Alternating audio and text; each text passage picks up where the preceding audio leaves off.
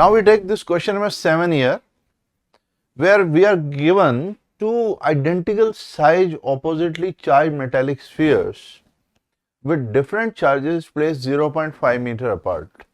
So you have here two identical size. So yes, they have got identical size, but they are charged differently. So one may have a charge Q1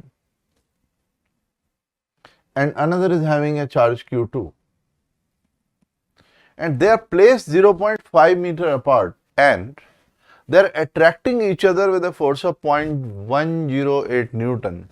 So there is a force of attraction between them.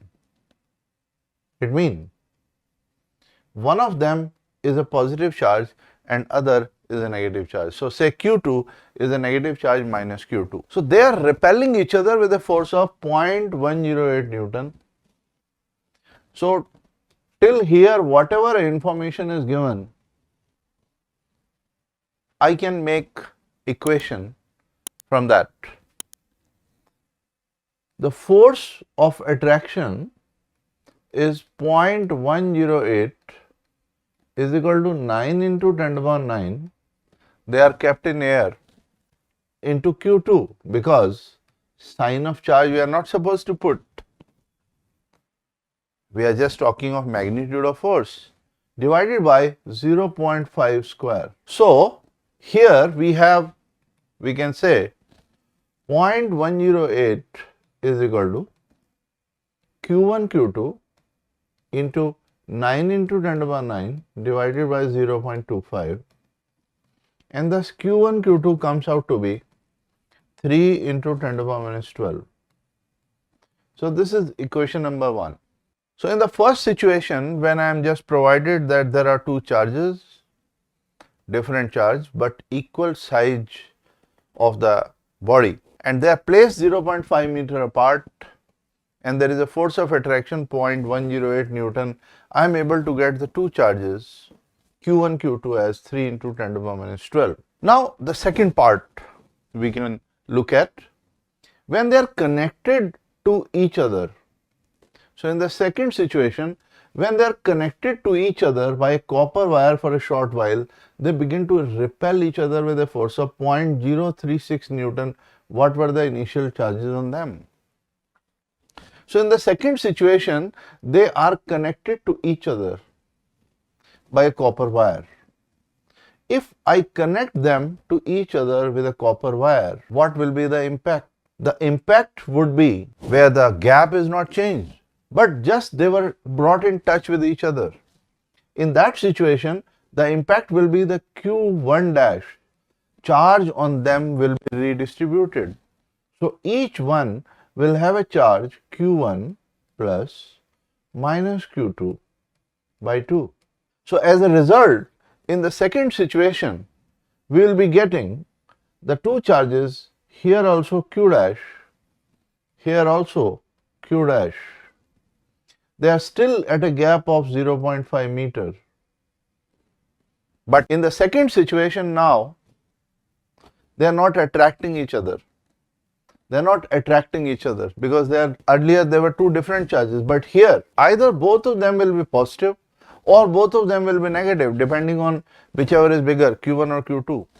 And now they are supposed to repel each other. And as given, now they are repelling each other with a force of repulsion which is 0.036 Newton. So in the second situation, we can say now they are repelling each other with a force of 0.036 Newton. What equation can I have? So I'll just write once again. We have obtained earlier from the previous data Q1 Q2 is 3 into 10 to the power minus 12. This is one thing. And then we have obtained Q dash. In the second situation, Q dash will be Q1 minus Q2 by 2 on each of them. So, and the force in this second situation is 0.036 Newton. So I can say force here as 9 into 10 to the power 9 into Q dash divided by separation same separation r square. Here the force is 0.036 Newton is equal to 9 into 10 to the power 9 Q1 minus Q2 whole square by 2 divided by r square. So from here we are getting, and they are placed at the same gap which is 0.2, 0.5 meters, so 0.5 square. So I am getting Q1 minus Q2 whole square is equal to 0.036 into 0.25 into 4 divided by 9 into 10 to the power 9. So as a result, we will be getting Q1 minus Q2 as 2 into 10 to the power minus 6. I call it the second information. So if I just summarize this, we have obtained Q1 into Q2 as 3 into 10 to the power minus 12 and Q1 minus Q2 as 2 into 10 to the power minus 6. Now I want Q1 and Q2. So can I write Q1 plus Q2 whole square is equal to Q1 minus Q2 whole square plus 4 Q1 Q2. So I will get Q1 plus Q2 whole square as 4 into 10 to the power minus 12 plus 12 into 10 to the power minus 12. So Q1 plus Q2 whole square is coming 16 into 10 to the power minus 12 and Q1 plus Q2 is getting, we are getting 4 into 10 to the power minus 6. I call it third. So I can now compare Q1 plus Q2 is 4 into 10 to the power minus 6 and Q1 minus Q2 is 2 into 10 to the power minus 6. If I solve both of them, I add them, Q2 get cancelled, 2 Q1 is equal to 6. So Q1 comes out to be 3 microcoulomb and Q2 comes out to be 1 microcoulomb. So that's how we can obtain the two charges, Q1 which is 3 microcoulomb and Q2 which is 1 microcoulomb. So that's how the question was, question number 7 for you. Now question number 8, it is again concept that you have studied in friction in class 11 and a mixture of electrostatic force and the concept of friction. A good question. Two particles each having a mass of 5 gram and charge 1 into 10 to the power minus 7 coulomb stay in limiting equilibrium on a horizontal table with a separation of 10 centimeter between them. So just imagine you have a horizontal table and on this horizontal table you have two particles. You can assume two particles of mass 5 gram each. So each is having a mass of 5 gram and charge 1 into 10 to the power minus 7 coulomb. So both of them are carrying a charge of 10 to the power minus 7 coulomb. This is also having a charge of 10 to the power minus 7 coulomb. They are in limiting equilibrium with a separation of 10 centimeter between them. The gap is 10 centimeter and for a gap of 10 centimeter they are in equilibrium.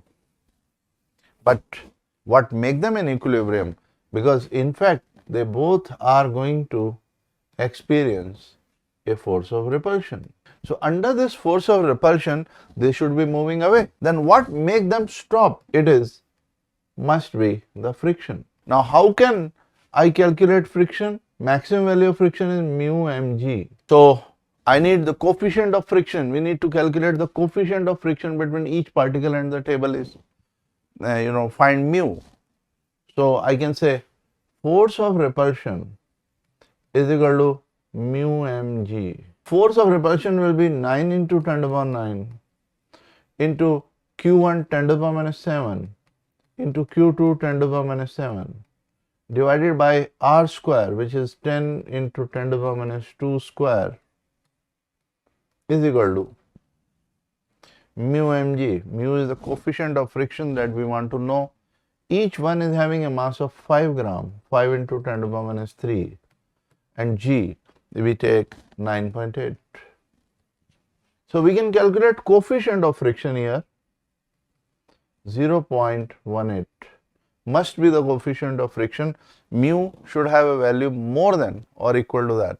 Even the repulsion is there between the two charges, but it is not moving because of the friction. Like question number 9. In hydrogen atom, an electron of mass 9.1 into 10 to the minus 31 kg revolve around the proton in a circular orbit of radius 0.53 angstrom. Calculate linear velocity. So here you have a proton and an electron is revolving around it. Now what makes the electron revolve around it? The electron may be moving with a speed v. But what makes an electron to revolve around it? So the condition is there is a force of attraction, the electrostatic force of attraction between the proton and this electron. And this electrostatic force of attraction provides the necessary centripetal force to rotate.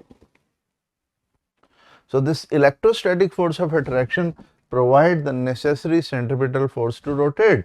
So electrostatic force of attraction will be 9 into 10 to the power 9 into 1.6 10 to the power minus 19 into 1.6 10 to the power minus 19, because we are just talking of two electrons, divided by r square, and radius is given 0.53 angstrom. This provides necessary centripetal force to rotate, which is mv square by r. So 1 r gets cancelled here. We have 9 into 10 to the power 9 into 2.56 into 10 to the power minus 38 divided by 0.53 into 10 to the power minus 10 is equal to mass. Because we are looking for linear velocity, mass is 9.1 10 to the power minus 31 into v square. So we get v square, which is 4.777 10 to the power 12, or v, which is 2.185 into 10 to the power 6 meter per second.